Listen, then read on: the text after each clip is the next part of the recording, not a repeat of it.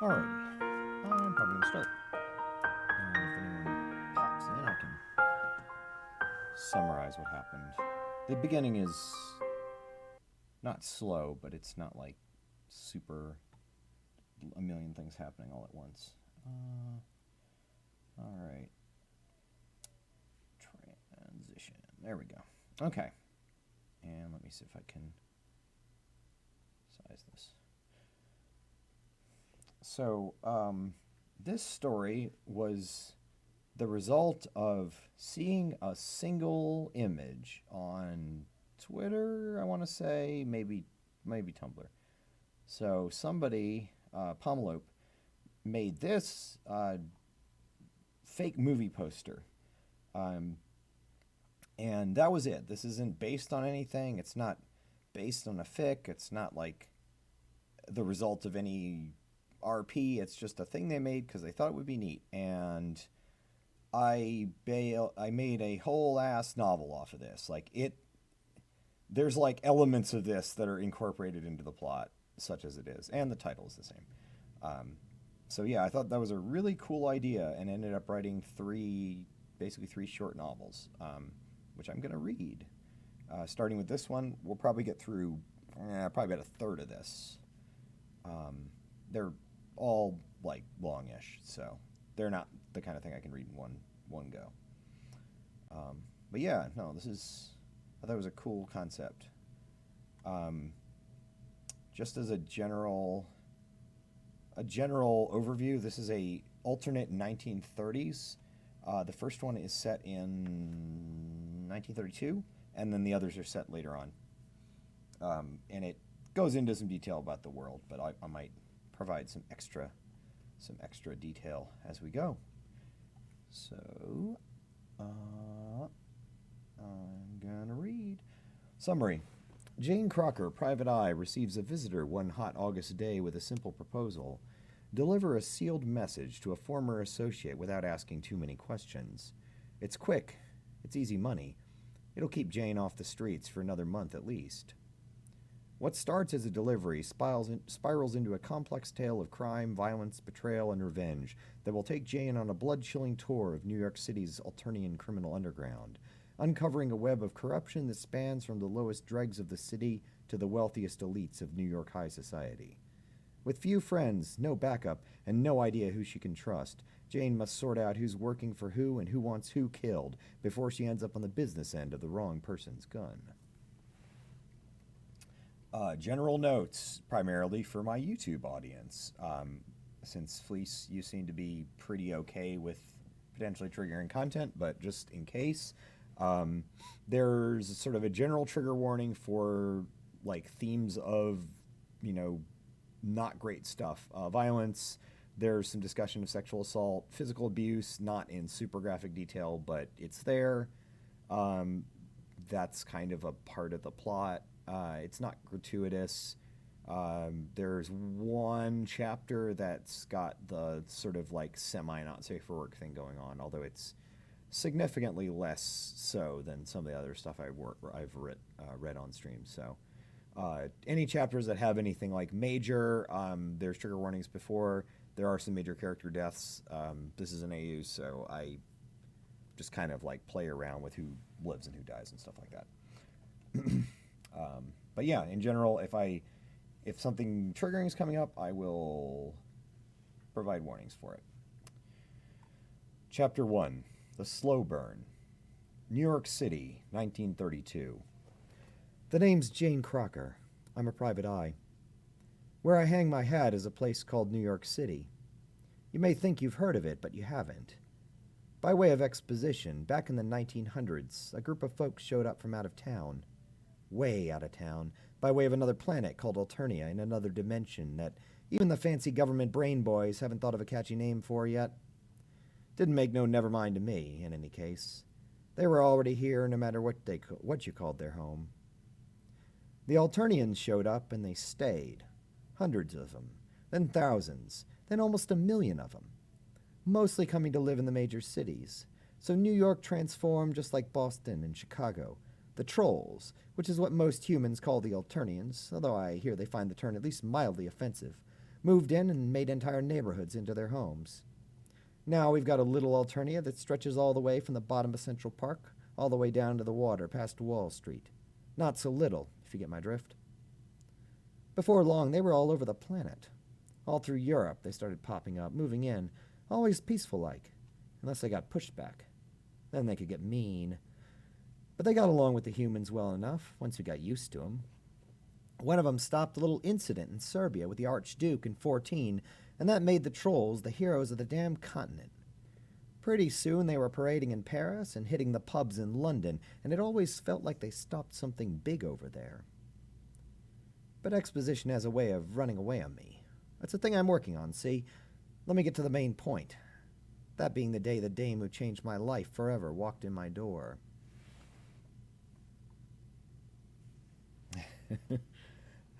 Thank you. It was a hot afternoon in late August. The temperature was rising faster than the unemployment rate, and my office fan was busted again. Wouldn't have the money to fix it this month. Be lucky if I even made rent when the slumlord who runs the place came by to collect. Money was always the problem. Money for rent. Money for smokes.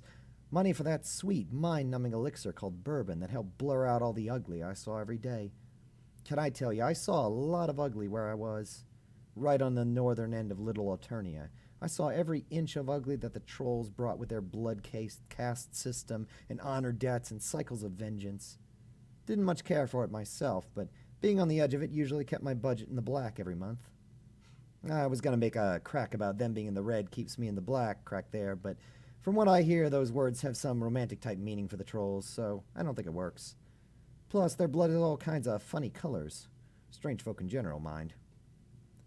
In any case, it was a hot afternoon, and I was sitting and cooking in my office, holding my last pack of smokes and trying to hold off on lighting up until it cooled off a little.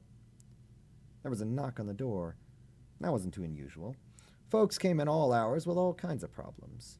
Usually silly things, finding a missing husband who turned out to be in bed with some Jack or Jenny, sometimes both at once, investigating a burglary that almost always turned out to be some kind of insurance con, that kind of nonsense.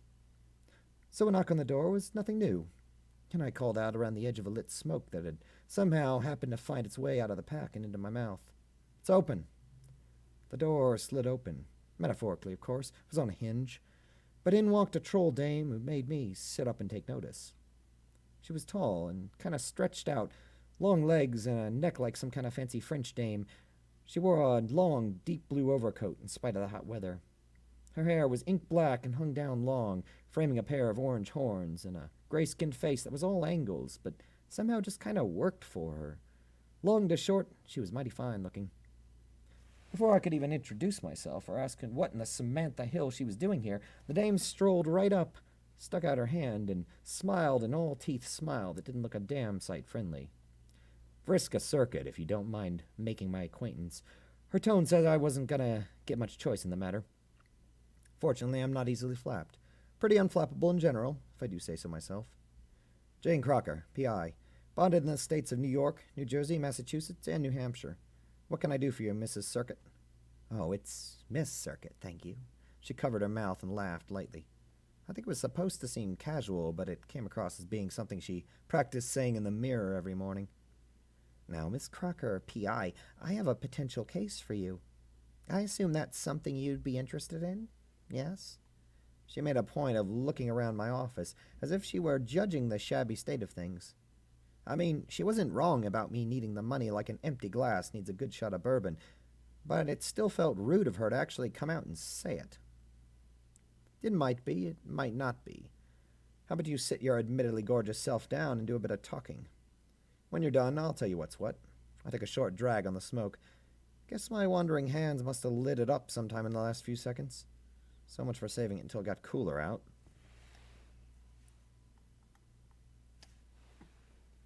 Vriska sat down, still smiling, with all those sharp teeth. She crossed her legs and leaned forward, still smiling. Can't say it made me feel particularly comfortable, but if worse came to worse, I always had my holdout piece. Mr. Smith & Wesson had a special .38 caliber placed close to my heart, tucked in a shoulder holster, right under my suit jacket. All of a sudden, the smile went away, and she was looking me dead in the eyes. I took the smoke out of my mouth and tapped it into the ashtray I kept on my desk. It was starting to feel like there was a significant tonal shift happening. "I need you to find someone for me," she said quietly. "I need you to do it quickly and be discreet about it." I can tell you right there, as I sat at my desk and baked in the heat, something felt off about this whole deal. This was a Class A blue blood kind of troll dame, the kind of classy gal that doesn't usually frequent my humble establishment. As a matter of fact, the kind of classy gal who has literally never set foot inside my office. So something about this stunk. "Why don't you just go to the police?" I tried to sound real easygoing about it, but the question was driving a hole out the other side of my head. Vriska smirked and leaned in. "You give me one of those cigarettes, and I'll tell you while we smoke." I obliged, handing her a smoke and lending her a light. Once she lit up, Vriska leaned back in the chair and took a drag on the smoke. It looked almost delicate. She was real pretty. Delicate where she could afford to be, and tough where it counted. She smiled again, looking a little bit sad. "The troll I'm asking you to look for isn't someone who's necessarily in good standing with the local constabulary. More specifically, they are in fact wanted for several rather serious crimes. I would go to an Alternian private detective, but I want to avoid certain complications. Discretion is, after all, rather important to me." I nodded along and tried to look as even as possible while I worked through what she was saying. I noticed she called the missing person a troll. That was weird. Most of the trolls didn't care much for the word themselves, at least not the more blue blood types. So that meant that maybe these two hadn't had what you call an amicable relationship. This was getting interesting and complicated. "In any case, detective, I'm just looking for someone to locate this troll for me and pass along a bit of information." She reached inside her overcoat and withdrew a small envelope. "Give this to him when you find him. Then we'll be square, and you'll get paid nicely for your trouble." I squinted at her. "Okay, but how do I even know who I'm looking for? You didn't bother to tell me any details." She took another long drag on the smoke and puffed out a cloud of smoke into the air above her. "Quite right, detective." With that, she reached into her overcoat again and pulled out a second envelope. With a smooth, graceful motion, she undid the clasp on the envelope and dumped the contents onto my desk. A series of photographs showing what looked like a troll wearing a pretty dapper suit. Something about his face, though. It made me nervous. All happy and smiling, but with nothing at all behind the eyes. "Gamzee Makara, detective." "You're right to be a little uncomfortable." Vriska seemed to sense my apprehension. I was still looking through the photos. He had the same kind of vacant expression in every single one. "Who is he to you?" I took another pull off my smoke. Guess I'd retrieved it from the ashtray at some point without even realizing. "Nice suit, but I'm not really getting the lowdown from a bunch of pictures. I'm saying I need more, dig?" Vriska had that smile back on her face, normally a good thing for a drop-dead gal like her, but in this case I kept feeling like the drop-dead part was going to be a bit more literal than I was used to. Bad news all around was what my gut kept telling me about all of this. Of course I didn't listen. I had bills to pay. "He's an associate. A hybrid, like myself. We might run in the same circles, but he's gone too far out too many times. Now," she stopped and took a long pause to inhale from her smoke. She let the smoke out slow, pursing her pretty blue-painted lips and looking me dead in the eye. "I'm not looking for a trigger man on this one. It's nothing like that. I just need him made aware of some things, and I trust you not to tell anyone else about this." She kept looking at me, and that made me a lot more nervous than I was prepared for. "So, Gumshoe, are you in or out?" That look. Didn't like it. Everything inside me kept telling me to scram, tell her to leave, and never come back. I was getting in over my head already, and I hadn't even started. Funny how we can push that little voice in the back of our heads down when we're worried about being out in the street. Funny how we can push it so far down it barely even makes a squeak. That's about where I was right then. I shook her hand on it, told her we had a deal with an advance up front, took the envelope, and like a good flatfoot for hire, didn't peek inside. Saw her to the door and let her out with a wave. Honestly, at the time, I was feeling pretty good.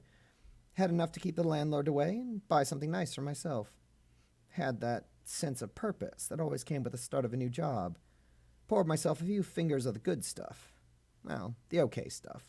I kept in the bottom drawer and smiled because Jane Crocker, Gumshoe, was on a case. I'd regret it all soon enough. If you manage to live long enough in this city, there's always time for regrets. All right. I'm glad you like the Jane voice because it's the entire story. This is all first person.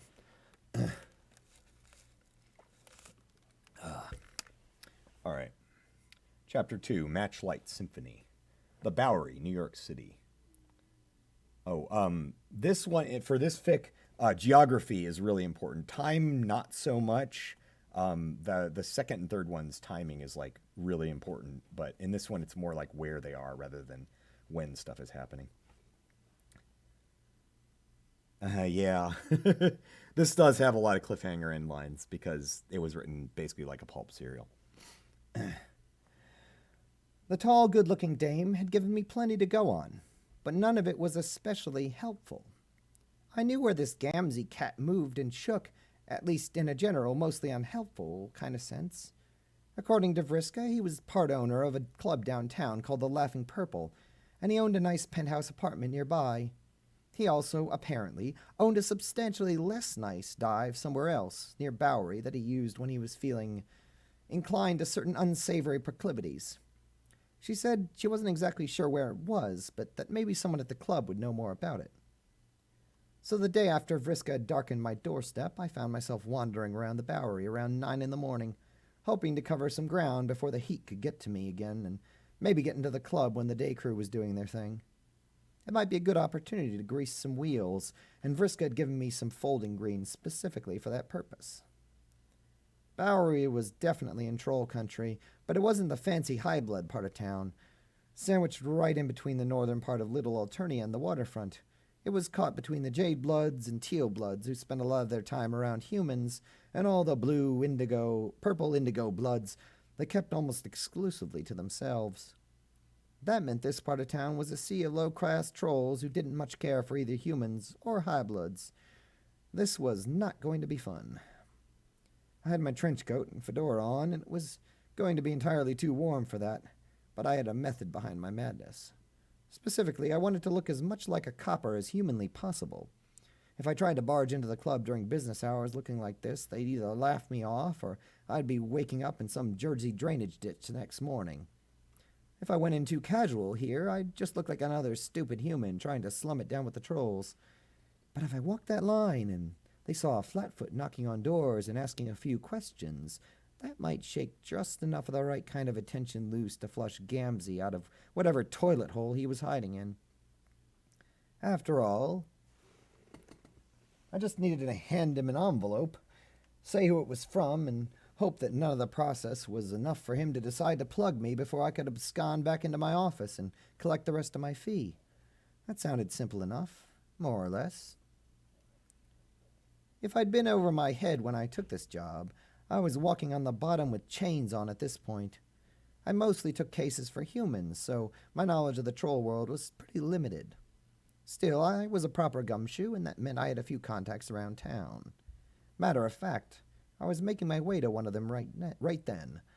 Didn't want to make it too obvious, so I was poking in a few different places, rattling a few cages. But the one I really wanted to talk to didn't need to be rattled. It was already open and singing like a sweet canary. So I made it look unintentional, but I knew exactly where I was going. About the only place in the Bowery I was genuinely familiar with, an appliance repair shop by the name of Soul Lux that I'd encountered back in my days as a New York police detective. The storefront was dingy and plastered with various advertisements of varying degrees of decay, looking like some kind of weird Dada art exhibit right in the middle of the city. A neon sign spelled out the store's name, but with a missing letter it read Soul Lux, soul as in sun, which I guess sounded all right. The door clearly stated by appointment only, but I knew that the proprietor was going to be at home. I'd done this a few times before. Taking a quick look around to make sure the coast was clear, I jiggled the handle, and the door opened with a rusty creak. Arguing with me, but ultimately conceding the point as I made my way inside the dim store. It smelled like rust and mildew inside, and various refrigerators, stoves, and other assorted garbage. That's all it was, garbage, because the place was a front for a fence. Folks came in here to unload goods that maybe weren't acquired in an entirely legal manner. It was far enough away from the human part of town that the coppers didn't bat an eye, and far enough away from the waterfront that the high-bloods didn't get it in their heads to come crack down on the place. "Solix!" I called out, raising my voice to be heard in the back. Solix, like Sol Lux. He wasn't real creative when it came to naming his fake business, in any case. I heard a scrabble in the back, and a tall troll with disheveled black hair came running out. He was wearing an ill-fitting brown suit and had a pair of glasses on. For some reason, he decided one lens should be blue glass and the other should be red. God knows why. Didn't seem to serve any purpose, but it was certainly distinctive. As soon as Solix saw me, his face dropped. He knew this was unlikely to be a social call. "Oh, shit." It was direct and to the point, at least. I sidled up, keeping my eye on him. Solix was violent by nature, but you never knew what a man would do when he was cornered. "Solix, Pally. Keen to see you. Very keen." I smiled, doing my best to imitate the look I'd seen on a certain Vriska Circuit's face the day before. It must have at least been passing good, because Solix looked a little bit paler gray than he had a minute ago. It was hard to tell with the trolls, but he definitely looked less sure of himself. "Yeah, real fucking keen. You ain't been a copper for 3 fucking years. Why are you here?" He was glaring at me, sizing me up. Maybe trying to see if I was holding iron. I was, of course, but I didn't want to necessarily advertise the fact. "Relax, Solix. Everything's just aces right now. In fact, I'm coming to ask you for a little bit of a favor." Okay, that got his attention. He stopped looking worried and started looking real interested. I knew Solix's loyalties only extended about as far as his current employer's bankroll was willing to take him, so I figured he could be flexible under the right circumstances. Hopefully Vriska had provided enough cabbage for those purposes. We'd see. "Okay, I'm listening." His words said it, but his eyes said, "Make it worth my while." "I'm looking for a troll by the name of Gamzee Makara. Supposedly he has a place around here." I kind of trailed off because Solix was looking like he'd just heard from a particularly wordy ghost. Something in the name meant something to him. This was something I could press on. "You need to get the fuck out of here right now." His face was a tragedy mask, all sagging and twitching. He was reaching under the counter, and I wasn't about to stand around and find out what he was reaching for. I wasn't an official flatfoot anymore, so I had to use a lot more discretion than I had in the distant past. "Seriously, get the fuck out." That hand was all the way under the counter. I had visions of a sawed-off shotgun and a chest full of hot lead pellets.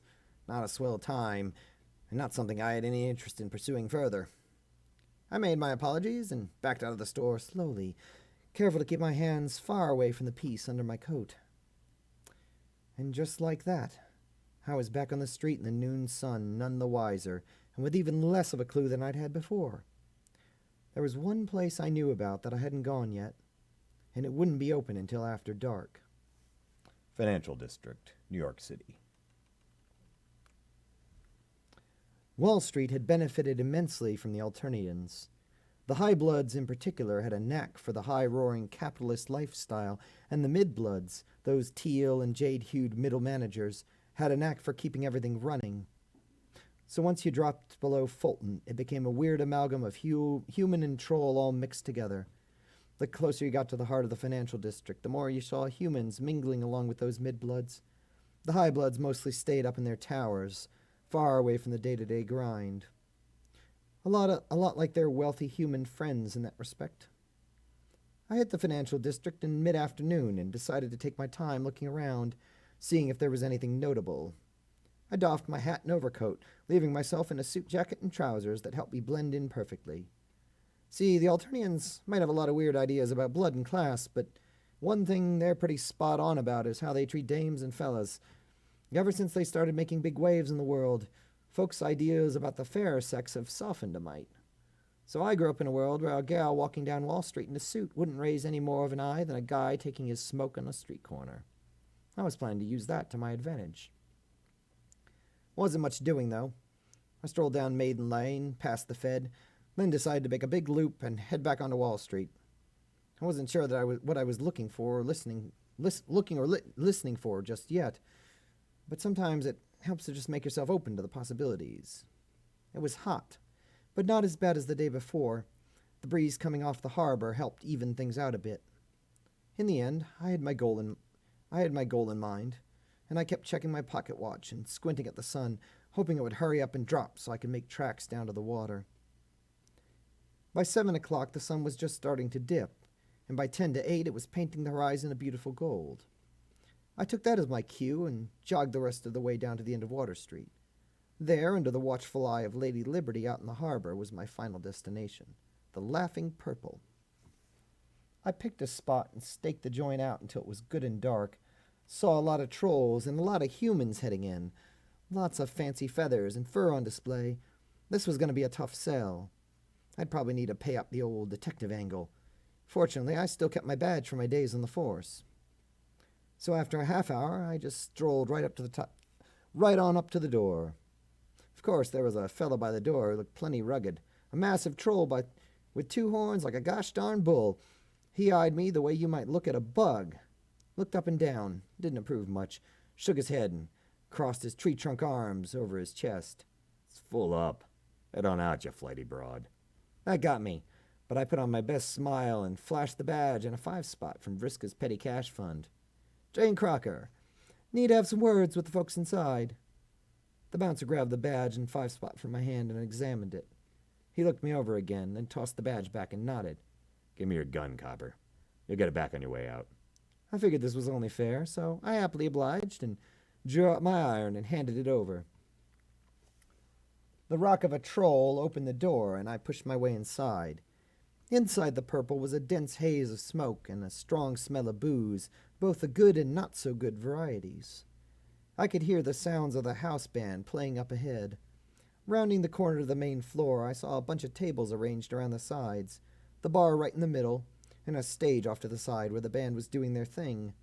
Humans and trolls were scattered all around, talking, drinking, making eyes at each other, generally having a pretty good time. Not really my scene, but I could see where some might get used to it. I was still getting my bearings when I felt a hand on my shoulder. I turned quickly, reaching for my piece by habit, before realizing I didn't have it. I was squaring up, getting ready to fight, when I saw a large, lean troll smiling down at me. He wasn't a bad-looking fella, but there was something unpleasant about him. Maybe it was the slicked hair or the teal waistcoat he wore, but something about him reminded me of a mafia consigliere. That's a word I can say. I should not have written that. I'm sorry, mademoiselle, if I may be so pleased as to make your acquaintance. I dropped my stance and smiled. My apologies. Detective Jane Crocker, and you are... He smiled wider and leaned in, extending a long-fingered hand. The name is Tagora Gorgic. You can call me Gorgor if you'd prefer. I shook the hand. He had a strong grip, but it felt like he was sizing me up at the same time. I wasn't expecting someone of your speciation. To be honest, I was told to be ready for someone of the Alternian persuasion. Still, it can't be helped what the police force of this great city decide to send along. He was losing me, but one thing being a detective for so long had taught me was how to play along like you knew exactly what someone was talking about until they told you enough that you actually did. If this sleazebag thought I was supposed to be here, then by gosh, I was supposed to be there. Well, you know how it is. I punctuated the remark with a quick smile, and Tagora nodded. Amazing how often that kind of guff actually worked. Quite right. Quite right indeed. Let's head over to one of the booths in the back. It'll give us some degree of quiet to discuss the business matter. He was already walking, and keeping up with him was a challenge, his legs being so darn long and all. We wound our way to the back through the smoke and the crowd to a section of the club that was obviously reserved for patrons of a very special standing. There was another hulking, menacing troll looming in the corner, but he saw Tagora and simply nodded his head slightly as we walked past. We came to a comfortable-looking booth, and Tagora motioned for me to sit, which I was glad for after spending so much time on my feet earlier. He sat across from me and leaned in, tenting his fingers. His smile vanished. As I'm sure you were told, I represent certain legal interests that are heavily invested in this city. We have recently had certain issues with one of the owners of this club. I had a strong feeling where this was going, so I decided to push my luck. Gamzee. Gamzee Makara. Tagora nodded. Yes, precisely. He's usually in here pretty much every night, but when he isn't blasted out of his think pan with soap or slime. I figured I understood about half those words, but the meaning was clear enough. Gamzee was riding the dragon, or something near enough like it to be the same darn thing. He's been gone for a couple days now, and my employers have some specific matters that need to be attended to in a most urgent fashion. Tagora reached inside his waistcoat and pulled out a small envelope. He passed it over, and I could see that it was marked with the stamp of a telegram company.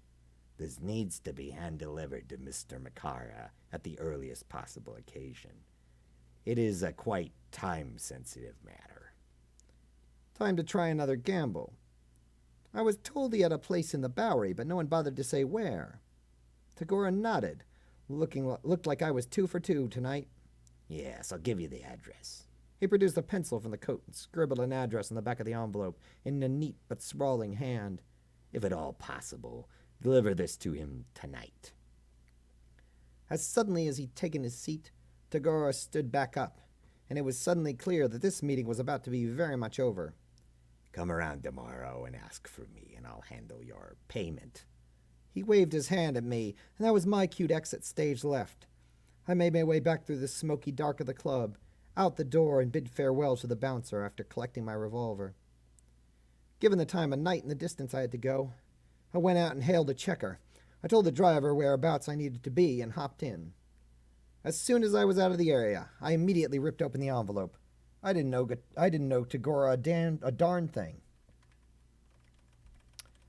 The telegram. Mr. Makara, stop.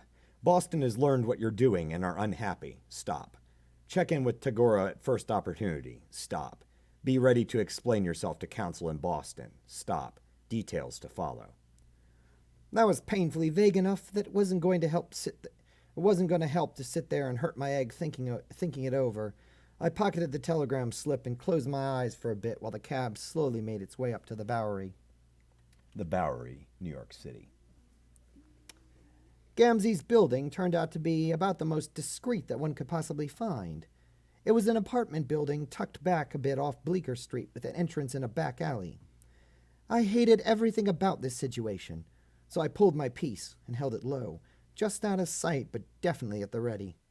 I found the entrance sure enough, scaring a few decent-sized rats in the process, but not seeing any other people or trolls around.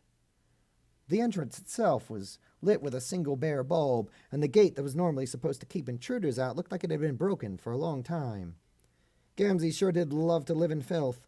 That wasn't really a conclusion that required a whole lot of deduction.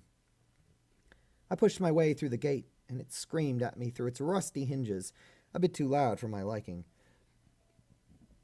I braced myself for the shouts and running footsteps from the apartments above. They never came. I was getting the feeling this wasn't exactly the Ritz in terms of either popularity or accommodations. The stairway leading up was almost dark, so I made my way by feel, still clutching my Smith & Wesson low at my side. There was another bare bulb in the landing near Gamzee's slum apartment, but it was dim and didn't help much. His apartment door was down at the end, all the better to have privacy for whatever unpleasantness he got up to in his apparently abundant spare time. Even in the dim, I could see the door was ajar. In my extensive experience, not generally a good sign. The gun was up at the ready now, all pretending about being subtle, tossed out the window like dirty dishwater. I squinted down the barrel. "Makara!" I called out, really speaking from the chest. "This is the police! We're coming in!" It was technically a half lie, but I figured it didn't matter at this point. With my right foot, I kicked the door from ajar to open and slid inside the apartment. The smell hit me as soon as I was through the door, and I knew I wasn't going to find good things inside. Troll blood might come in a lot of fancy colors, but it's still the same rust smell that human blood does, and that smell was everywhere. The apartment was lit dimly by a few fixtures around, enough to see splatters of purple in the doorway that led into the kitchen. The trail of blood led out from where the splatters were and around the corner into Gamzee's living room, if you could call it that. I walked slow, making sure not to touch anything, but keeping that piece up and ready. I cleared the living room. It was a mess. Furniture was knocked over. Trash was everywhere. And lying in the middle of the mess, as if set upon a throne of modern refuse, was the stinking, blood-soaked body of Gamzee Makara.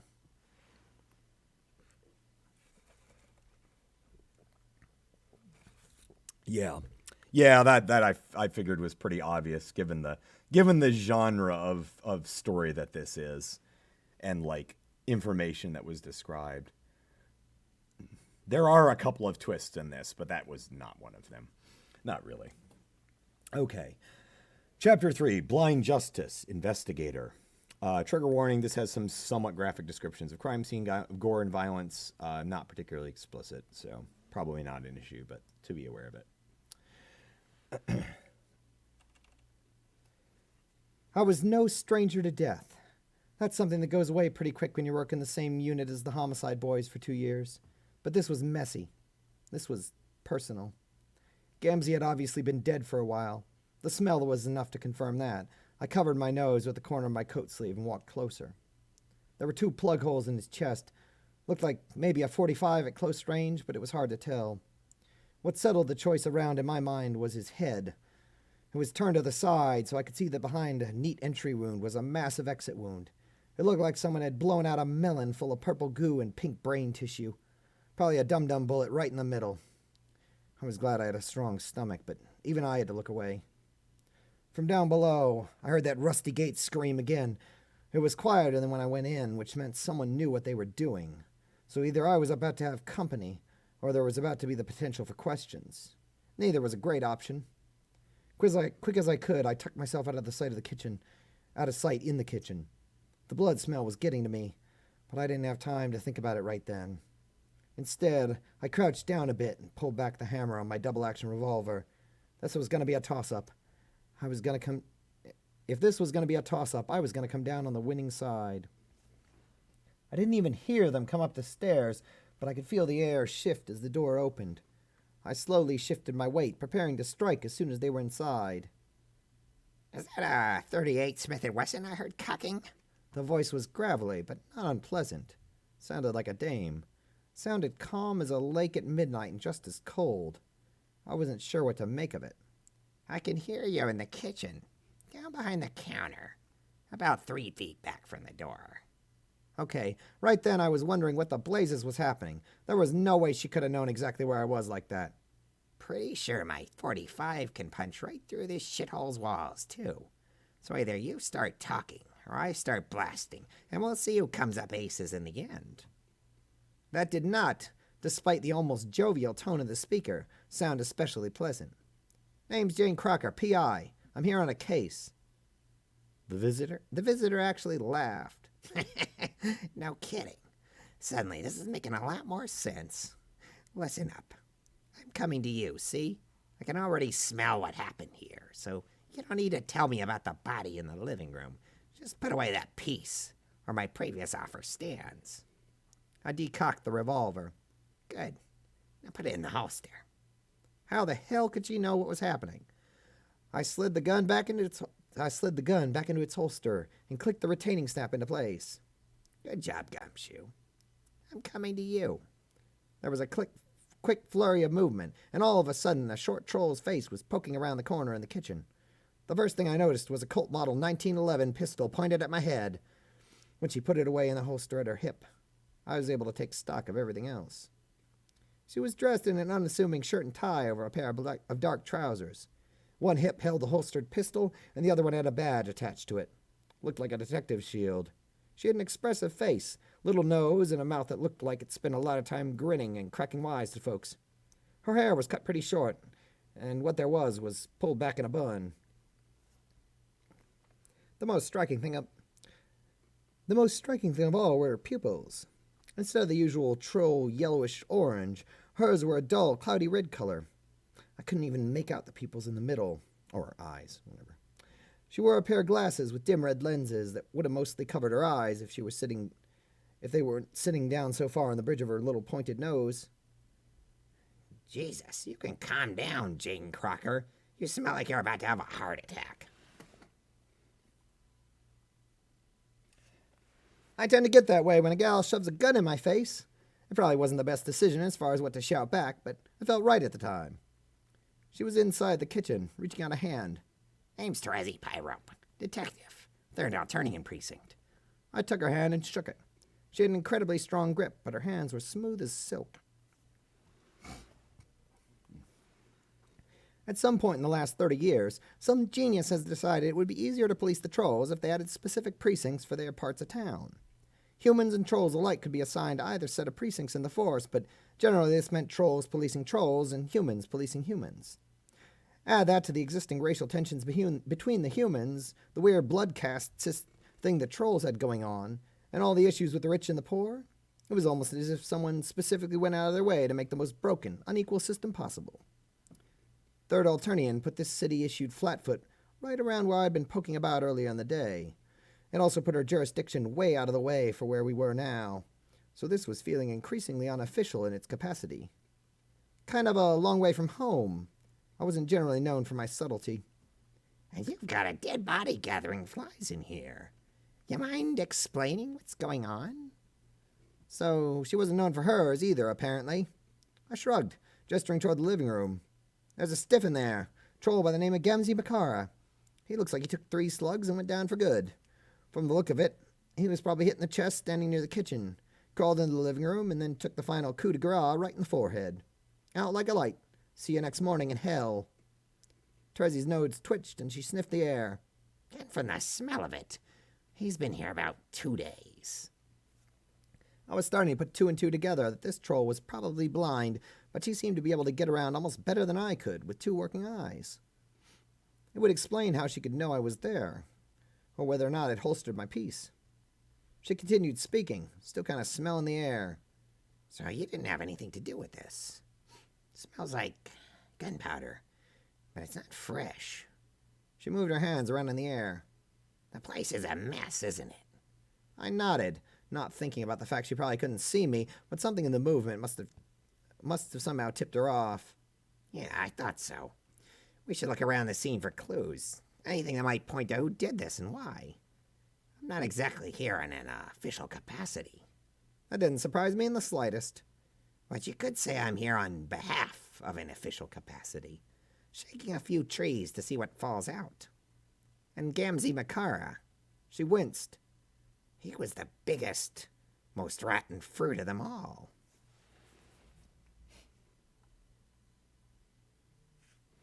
Her tone was subdued now. This felt different, but I didn't know this dame well enough to push the issue. I slid past her and out towards the living room. Your guess is as good as mine as far as the why or the who, but we can at least pin the how and what.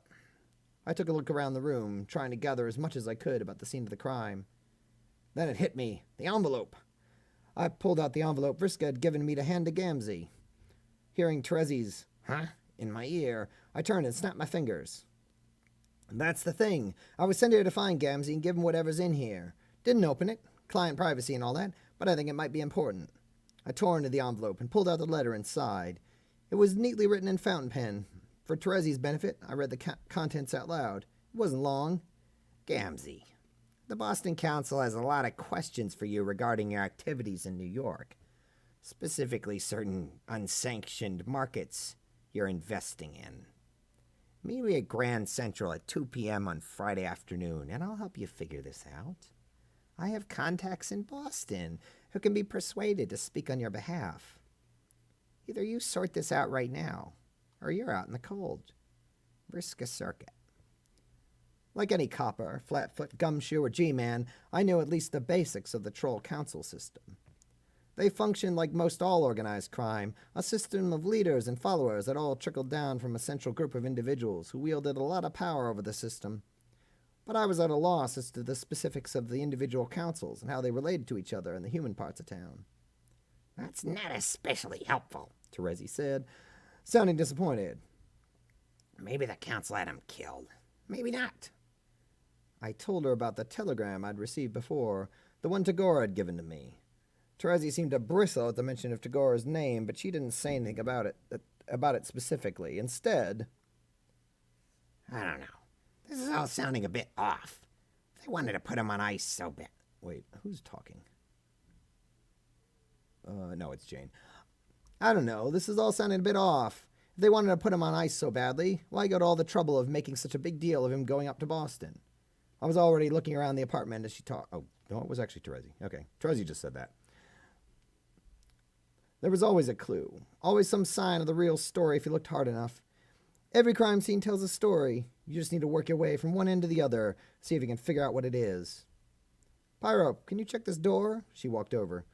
I was looking carefully for signs it'd been forced. Terezi ran her hands along the edge of the wood, gently. It was unlocked normally. Wasn't busted in. It was ajar when I got here, I said. So, he must have let the person in. Terezi was walking back, smelling the air. A shooter fired once here. She pointed. And once again. She pointed again. 2 spots. One near the middle of the hall. One right by the kitchen wall with the blood splatter.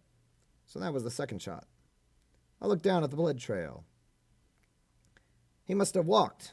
No, crawled into the living room. 2 shots in the gut is nothing to sneeze at.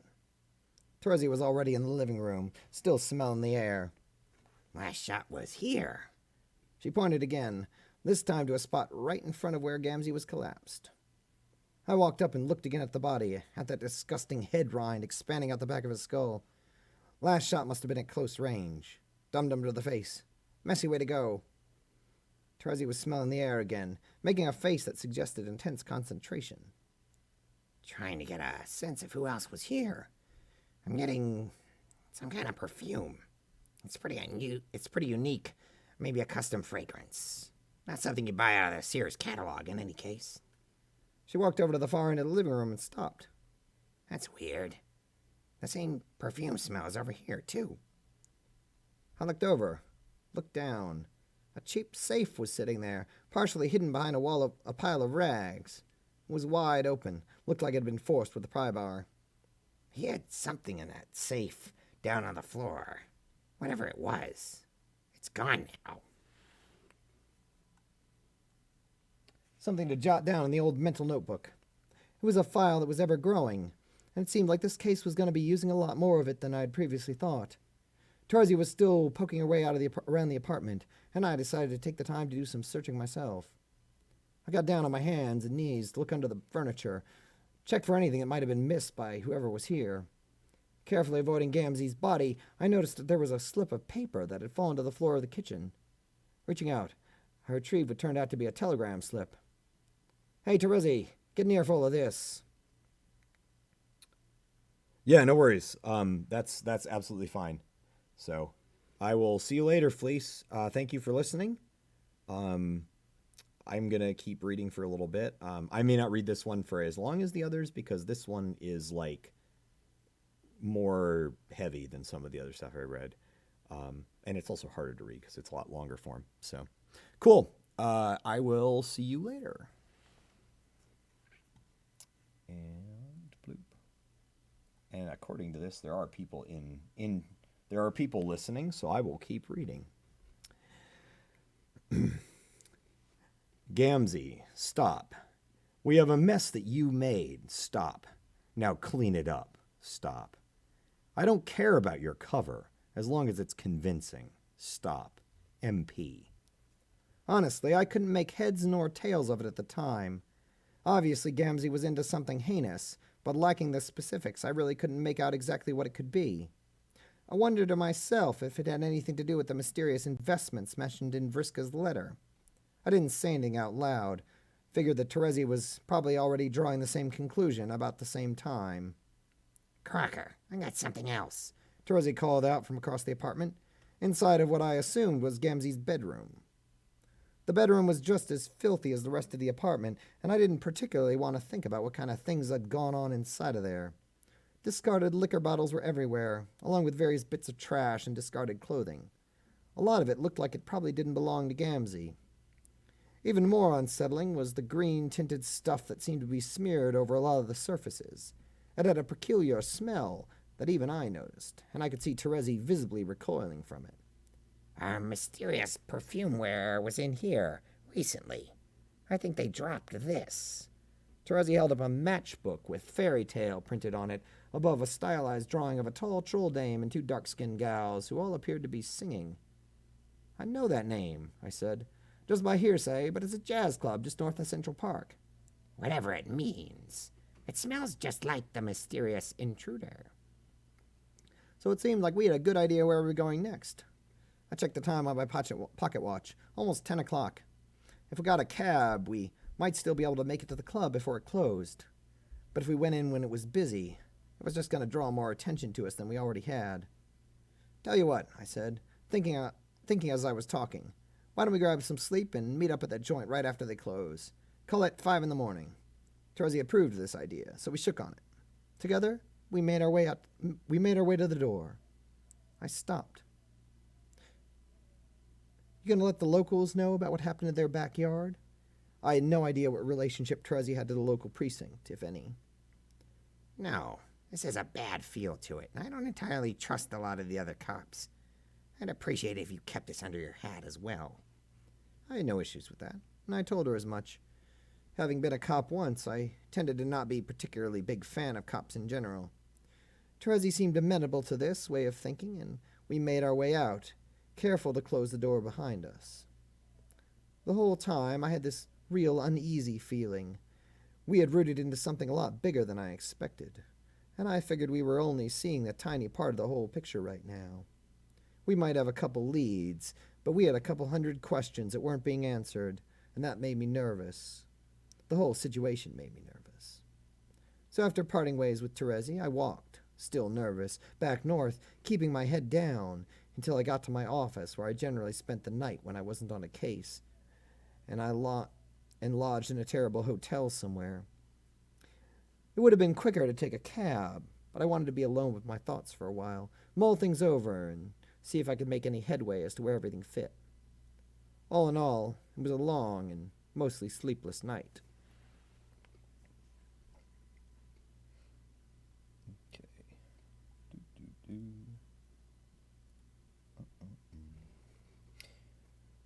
All right. Let me see something here.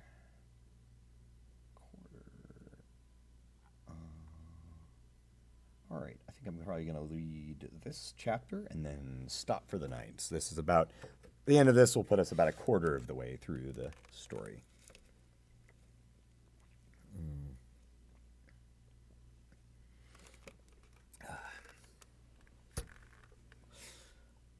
Okay.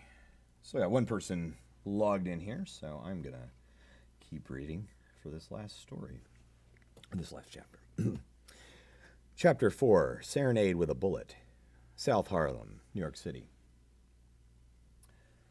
Harlem was thriving in its own right those days.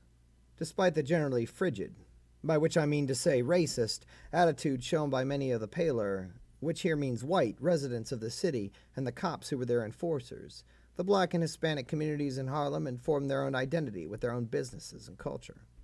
It was a world I was an outsider in. I tried to be mindful of that fact. Interestingly, and again, this is a euphemism for racism, us white folks had been quicker to embrace the trolls than we'd been to give the black and brown folks of our own species a fair shake. Generally a bad deal. The Civil War had only been cool for a few decades when the trolls arrived, and things were going from bad to worse throughout the country these days. It wasn't something I usually had to even think about. I stayed in my part of town, and I dealt with cheating spouses and thieving employees.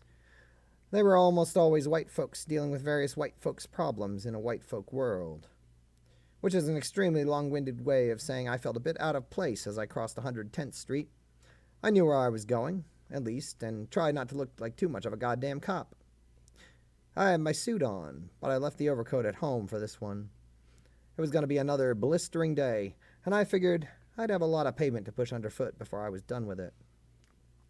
Fairytale was tucked a couple blocks north of Central Park. It wasn't exactly in your face, but it wasn't that hard to find. A small hand-painted sign adorned the space above the closed door. Terezi was standing underneath the sign, smoking a cigarette and looking impatient. I had to check my watch to make sure I was on time. 10 to 5 in the morning, and it wasn't even daylight out yet. But the bars were all closed, and the staff were all cleaning up. Terezi had her badge and gun on her belt. She didn't care if she looked like a cop. I think maybe she thought it might help. I was going to start a lecture on the virtues of retaining a certain degree of discretion, but I figured it would be a wasted effort on such a strong-willed gal. It was admirable, to be sure. Then again, she'd pulled a gun on me the day before. I think maybe I was falling a little bit in love. She went first, knocking on the door before shoving it open. The interior was dark, lit by electric lamps that barely scared the shadows out of the middle of the room. There was a short hallway, and then we were in the club proper. Stage, chairs, tables, bar, all the basic accoutrements needed for your basic jazz club. Who is talking? Rose is talking. We're closed. The voice was ringing, musical, and carried easily over the open floor of the club. I looked over to see the source. Behind the bar there was a dark-skinned gal with a striking blonde hair done up behind her head. She had on a purple dress, presumably still on from the night before. She was glaring at us. She saw Terezi's badge and gun. Oh, hell no. We're licensed and everything. You are not coming in here and doing this right now. Rox, Kanaya. In a moment, 2 more gals appeared. One was a human with a very similar appearance to the first. She was a touch taller and her skin a slightly different shade of brown. Her hair was darker, too, a light reddish brown instead of blonde. She had on a dress that was the same as the first woman's, but in a deep pink. The other was a troll, easily 6 foot tall and built like a Greek statue, with short black hair that was done up high off her neck. She had on a red skirt with a black suit top over it. They were all beautiful, and they all looked extremely pissed off right now. I looked over to Terezi, and she was actually smiling, and right about then, I thought I wanted to maybe strangle her. I cut in quickly. She's not here on official business, and I'm not a cop. We're following up a lead in... That was it. Moment of truth. How much do I tell them? How much do they need to know? How hostile are they going to be? I believe that it would be best if you were to leave our establishment quickly. The troll was speaking. Was that Kanaya or Roxy? Kanaya's right. You need to leave. The first woman was speaking again. Okay, that made the troll Kanaya and the second human Roxy. No idea on the first one, though. Well, shit. Guess it was about time to just lay the cards down. Roll the dice, flip the coin, mix my metaphors, and let the chips fall where they may. Gamzee Makar is dead, and we found a matchbook for your club in his slum cave. I was watching their faces carefully as I said it. The first dame looked especially shocked. Damara. Okay, that sounded like a name. Good start. Rose, it's okay. Kanaya had walked over and wrapped her arms around the woman's shoulders and was pulling her in close. It's fine. So that one was Rose. At least I knew what to call all of them. Still, the conversation was happening around me, and Terezi, who wasn't even real... And Terezi, we weren't even really a part of it. I told her to be careful, to stay away from him. Rose again. She was crying. Kanaya was rubbing her back softly and kind of rocking back and forth. Roxy was fidgeting and looked like she was looking for any way out of this conversation. I looked over at Terezi again, and her face had grown dark. She wasn't smiling, and her brow was furrowed. Something about this line of conversation had made things take a hard left turn for her. It's okay. Kanaya. We don't know that she's hurt. She's tough. She's probably out there right now. Rose was crying in full now, shivering in Kanaya's arms. Roxy had come over and put an arm on her shoulder. It's okay. I know you're worried. We're all worried. Look, Terezi said it loud, and everyone kind of jumped. we found Gamzee shot dead in his apartment, a safe missing its contents, and I could smell the same perfume that was on this matchbook everywhere. It's not taking a genius to figure out that maybe this Damara you're talking about was at the scene of the crime. I'm not officially here, and we're both in way over our heads. Could you please tell us anything that would help us figure this out? Maybe we can find Damara for you.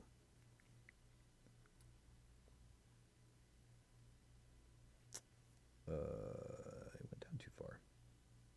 Way too far. Rose looked up through tear-stained eyes and took a deep breath. She patted Kanaya's arms, and the troll let her go. They all took seats around the bar, and Rose motioned for us to join them. I sat down heavily on the bar stool and looked over at Rose. Kanaya had her hands on her back again, leaning over. I guess that was probably a good thing. She didn't look okay at all. Rose looked down at the floor, still crying a little. We can't tell you much. Damara was in here about a week ago. She had something going on with Gamzee, I think. It wasn't very clear what she meant, and she wasn't in the mood to talk much. Mostly she just drank a whole lot. The pawnbroker, Kanaya said, leaning toward Rose. Don't forget about that. Oh yeah, it was so off the wall. She asked if there was a pawnbroker we trusted down near Bowery. It was so specific. Who is talking? I suggested she go to an Alternian by the name of Karkat Vantus. He runs a small pawn shop near the East Village, and while he is not typically knowingly involved in illicit activity, he is also quite tactful as far as who he discloses information to. Kanaya finished with a precise-looking wave of her hand. That broad was classed from the tips of her toes to the ends of her horns. Yeah, she just kind of left and didn't come back. Rose finished with a heavy sigh and was looking a lot like she felt somehow responsible for whatever trouble the gal had gotten herself into. The door banged open and we all looked up. Striding into the club was a tall figure of Vriska Circuit, wearing the same blue overcoat I saw her in before. She took a seat next to all of us without asking first. Kanaya and Terezi glared at her, and I could sense there was at least a little bit of history there. Jane Crocker, you have become extremely difficult to track down. I stopped by your office, and you were nowhere to be found. Fortunately, I have contacts who helpfully inform me where you might be. Luck is often on my side in these matters. She winked at me, and I swear I felt a cold wind heading right down my collar. Gamzee is dead. I said it plainly. No sense in trying to sugarcoat death. The coppers don't know yet, but he was shot sometime in the last couple days. Oh, but one copper knows. She pointed at Terezi, who was frowning. I'm off the clock, Vriska. This isn't official police business. Took a few days off. Oh. Vriska laughed, putting a long-fingered hand into her mouth and grinning that same predatory grin she had before. I heard about that possibility. Running errands for the New York Council now, are we?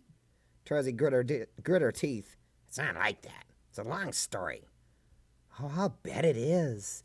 She flipped her hair over her shoulder. Doesn't matter. He's dead, and that basically ends my involvement in the whole affair. If you're keen on not ending up as a light snack for the fishes in the East River, I would strongly suggest that you end your involvement in it as well. With that, she stood up, smile still going strong. Keep the walking around fun. Consider it compensation for having to deal with Gamzee's festering corpse. I'll bring the rest of your fee around later today, if it's no mind to you. I appreciate the discretion. I'll be reaching out again if I need similar services in the future. I would have just as soon she not, but I didn't say anything. Instead, I let the dark thoughts pool up inside my mind when I stared straight ahead and waited for the door to bang shut, signaling Vriska's departure. You should not have involved yourself with her, Kanaya said, was looking directly at me. She is a dangerous person, and you have put yourself in danger commensurately. We don't care about that. Roxy was talking now, glaring at me. You're putting us all at risk while you're here. You think we want that fucking council in here? We're clean up here, and we're not about to end up in their pocket because of some cop for hire who decides to start poking around. Rose was shaking her head. Look, if you can find where Damara is and what she's doing, I would appreciate if you pass the word to us. But don't for one second think this will make us friends. I don't want you or your copper friend here to come around unless you have something important to tell us. Do you understand me? I nodded. I understood. Like I've said before, I try to keep my head down in general.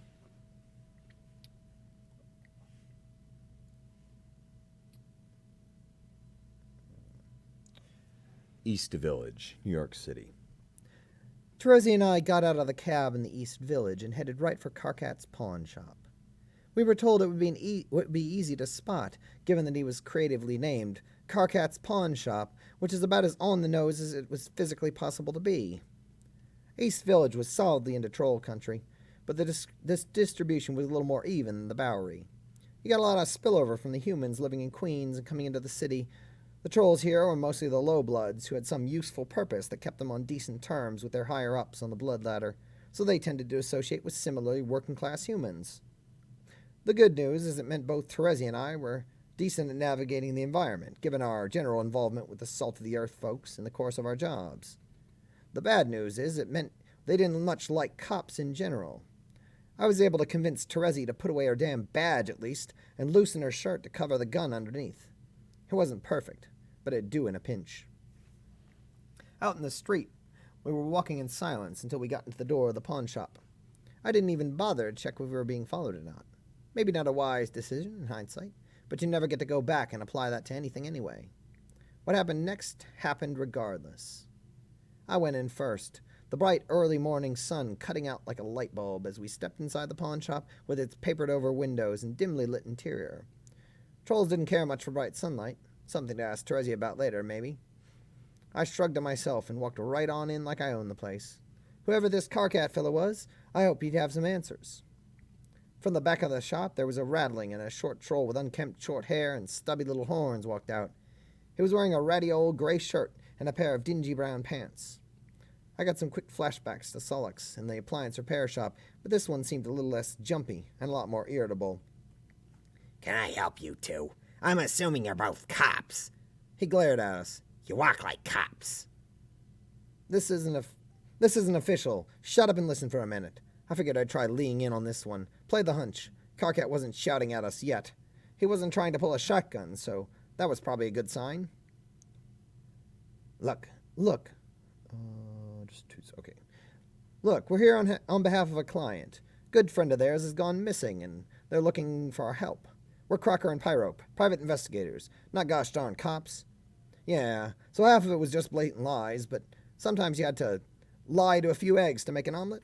I'm not sure the analogy works in this case. Friend that's missing is named Damara Megiddo. Tallish troll, mid-tone gray skin, horns curl forward, a lot of black curly hair, might be pulled back or might not be. Likes the color red a lot. Might have come in to sell something. Any of this ring any bells, Mr. Vontas? Carcat shrugged, his face impossible to read beyond the irritation he clearly felt at being in this situation in the first place. I don't know. Maybe, maybe not. It's hard to remember. Sometimes I get confused about things. Fine. This was how I was going to play it. I pulled out an entire sawbuck from the stash Friska had left us and slapped it down on the counter. My good friend Alexander Hamilton, first Secretary of the Treasury of the United States, is very interested in this information. Carcat stared blankly at the reference, but he scooped up the $10 without a second thought. Well, I might be remembering a few things. He looked around, looking nervous. Woman by that description did happen to come in a couple days ago. Had some very nice jewelry, but she wasn't interested in selling. She wanted me to hold it in a safe for a bit. Gave me a decent amount of cash to basically do nothing but lock it up anyway. He shrugged again. Guess it was important, but she hasn't come back to collect yet, and that's basically it, as far as I see it. Maybe there were a couple other details, if my recollection were to be refreshed further. I saw movement out of the corner of my eye. Terezi was pushing me down and yelling all of a sudden. While I was still processing that particular piece of information, there was a sound of tires screeching outside the storefront. The next sound I heard was loud, one I'd only heard one time before. The staccato bark of a Tommy gun starting up outside. All right. And that is where I'm going to end for the day on a cliffhanger, which I'll probably pick up and read next time. So, for anyone that's still in the chat, thank you for coming to listen. I will be reading again next Sunday at 7 p.m. Central Time, which is 8 o'clock Eastern Time, 5 p.m. Pacific, or 6 p.m. Mountain Time. I will be continuing to read this fic until it is done, and then I will probably read the next two in the series, assuming people want to hear them. So the next 4 chapters will bring us about halfway through. So thank you very much for listening. I had a good time reading. I am going to log off now, and I will see y'all later. Bye.